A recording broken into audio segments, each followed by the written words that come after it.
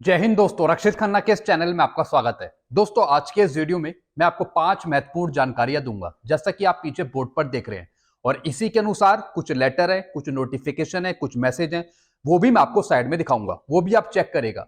Video में आगे बढ़ने से पहले एक छोटी सी गुजारिश कर रहा हूं, अगर आप पहली बार मेरा चैनल देख रहे हैं या फिर ये वीडियो देख रहे हैं तो आप मेरा चैनल सब्सक्राइब भी कर सकते हैं, जिसका नाम है रक्षित खन्ना, जो कि वेलफेयर से जुड़ी नई नई जानकारियां, ताजा जानकारियां आपको मिलती रहती है इस चैनल के माध्यम से।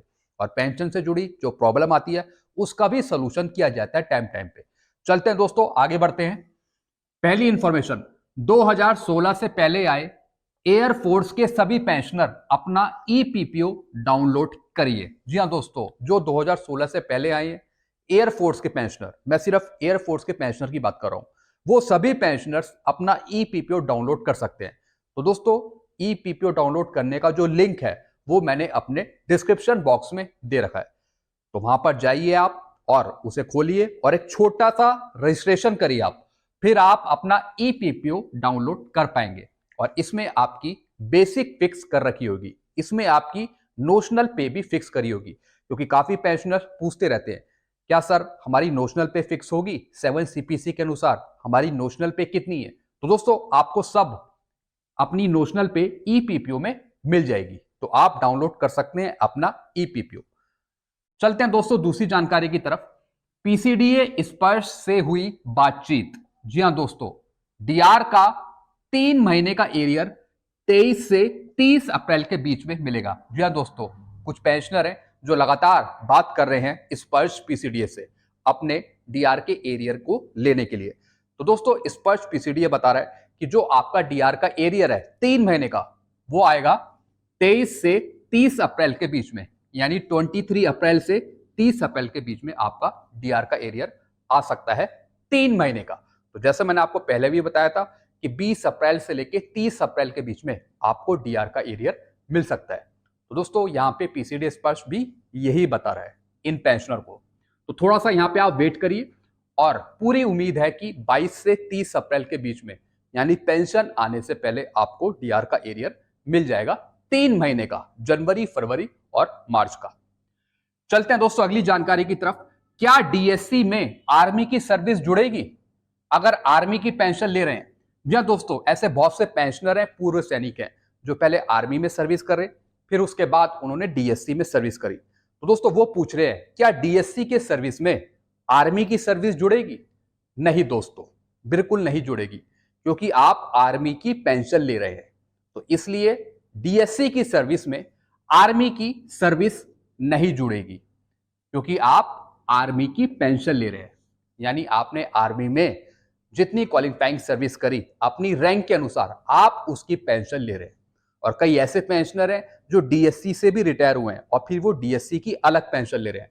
तो दोस्तों, आपको फिर सर्विस जुड़ने का लाभ नहीं मिलेगा, यानी जो आपकी आर्मी की सर्विस है वो डीएससी की सर्विस में काउंट नहीं होगी अगर आप आर्मी से पेंशन ले रहे हैं। जी हां दोस्तों, अगर आप आर्मी की पेंशन ले रहे हैं। चलते हैं दोस्तों अगली जानकारी की तरफ। जूनियर की पेंशन ज्यादा, सीनियर की पेंशन कम। जी हां दोस्तों, ऐसे बहुत से पेंशनर्स हैं जो सीनियर हैं लेकिन वो अपने जूनियर से कम पेंशन ले रहे हैं, बहुत ही कम पेंशन ले रहे हैं। किसी को नुकसान हो रहा है 1500 रुपए का, 2000 रुपए का, 2500 रुपए का, 3000 का, इतना नुकसान हो रहा है। तो दोस्तों, इस केस में क्या है, डेट ऑफ एनरोलमेंट सेम है, मस्टरिंग डेट सेम है, रिटायरमेंट का जो महीना है वो भी बराबर है, वो भी सेम है, लेकिन तब भी जो सीनियर है अपने जूनियर से कम पेंशन ले रहे हैं। तो इस केस में आपको करना क्या पड़ेगा? तो इस केस में जो सीनियर है उनको कुछ रूल अप्लाई करने पड़ेंगे। एक कंपैरेटिव स्टेटमेंट बनानी पड़ेगी अपनी जूनियर की पेंशन से तुलना करने के लिए, और ये सारा मामला आपको भेजना पड़ेगा अपने रिकॉर्ड ऑफिस को। जी हाँ दोस्तों, फिर बाद में पीओआर के थ्रू, रिकॉर्ड के थ्रू आपका केस सेटलमेंट किया जाएगा और फिर आपकी पेंशन बढ़ाई जाएगी। जी हाँ दोस्तों, फिर इसका भी पार्ट 2 ऑर्डर जनरेट होता है। जी हाँ दोस्तों, इसका भी पार्ट 2 ऑर्डर होता है। तो अगर आपकी डेट ऑफ एनरोलमेंट सेम है, मस्टिंग डेट सेम है, रिटायरमेंट का महीना भी सेम है, मैं बात कर रहा हूं जो सीनियर है अपने जूनियर की तुलना में, सब कुछ सेम है, तो दोस्तों ये केस आता है स्टेपिंग अप में, जी हाँ दोस्तों, स्टेपिंग अप में ये केस डाला जाता है जिसमें जो आप सीनियर हैं, अगर आप जूनियर की तुलना में कम पेंशन ले रहे हैं तो दोस्तों स्टेपिंग अप का फायदा आपको दिया जाता है आपकी पेंशन बढ़ाने के लिए। तो इसके लिए जैसा मैंने आपको बताया, आपको कंपैरेटिव स्टेटमेंट चाहिए होगी, जी हाँ दोस्तों, जिससे आप तुलना कर सके। आपको अपनी जूनियर की स्टेटमेंट चाहिए होगी, उसके आधार पे आपका फिक्सेशन किया जाएगा स्टेपिंग अप के अनुसार। जी हाँ दोस्तों, जब आप कंपैरेटिव बना देंगे कुछ डॉक्यूमेंट के प्रूफ पे, तो फिर आप वो भेज पाएंगे अपने रिकॉर्ड को।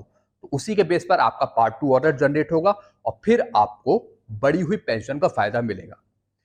चलते हैं दोस्तों अगली जानकारी की तरफ। मीडिया रिपोर्ट की खबरें। जी हाँ दोस्तों, कुछ मीडिया रिपोर्ट है जो खबरें दे रही है। क्या दे रही है? आचार संहिता चल रही है। बिल्कुल दोस्तों, जैसा आपको पता है आचार संहिता चल रही है, चुनाव आने वाले हैं। लेकिन मीडिया रिपोर्ट क्या बता रहा है?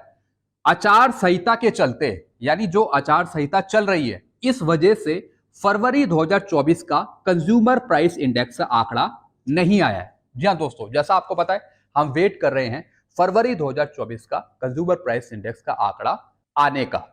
लेकिन दोस्तों अभी तक फरवरी 2024 का कंज्यूमर प्राइस इंडेक्स का आंकड़ा नहीं मिला है।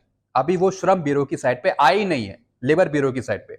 तो इसका कारण जो बता रहे हैं मीडिया वाले, वो ये बता रहे हैं कि अभी आचार संहिता चल रही है। नहीं दोस्तों, इस कारण से आपका फरवरी 2024 का कंज्यूमर प्राइस इंडेक्स का आंकड़ा नहीं रुका है। कुछ और कारण है, क्योंकि दोस्तों आचार संहिता तो चल ही रही है, लेकिन आप देख रहे होंगे दूसरी तरफ से भारत सरकार अपने कई लेटर निकाल रही है। जी हाँ दोस्तों, जैसे पे एंड अलाउंसेस पे, भत्तों पर, या फिर अलग अलग लेटरों के बेस पर। लेकिन यह कारण नहीं है कि आचार संहिता चल रही है इस वजह से यह आंकड़ा नहीं आया फरवरी 2024 का। यह कोई कारण नहीं है। तो दोस्तों ये जो भी न्यूज आती है कहीं ना कहीं फेक न्यूज होती है। कारण कुछ और हो सकता है, लेकिन यह कारण नहीं है कि आचार संहिता के चलते फरवरी 2024 का कंज्यूमर प्राइस इंडेक्स का आंकड़ा हमें नहीं मिला। अब देखते हैं दोस्तों कब हमें मिलेगा फरवरी 2024 का कंज्यूमर प्राइस इंडेक्स का आंकड़ा, जिसके बेस पर हम कुछ उम्मीद कर पाएंगे कि जुलाई 2024 से कितना परसेंट आपका डीएडीआर बढ़ेगा। तो दोस्तों ये कुछ जानकारियां थी जो मैंने आपको समझाई। आई होप सारी जानकारी आप अच्छे से समझ गए होंगे। इसके रिगार्डिंग, इसके अनुसार आपको और कुछ पूछना हो तो आप नीचे कमेंट कर सकते हैं, क्योंकि दोस्तों ऐसी जानकारियां, नई जानकारियां अक्सर आपको मिलती रहती है इस चैनल के माध्यम से। तो दोस्तों वीडियो आपको अच्छा लगता है तो वीडियो को लाइक करें और इस चैनल को आप सब्सक्राइब भी कर सकते हैं, जिसका नाम है रक्षित खन्ना, और वीडियोस को अपने ग्रुप में शेयर करना मत भूलेगा। Thank you so much.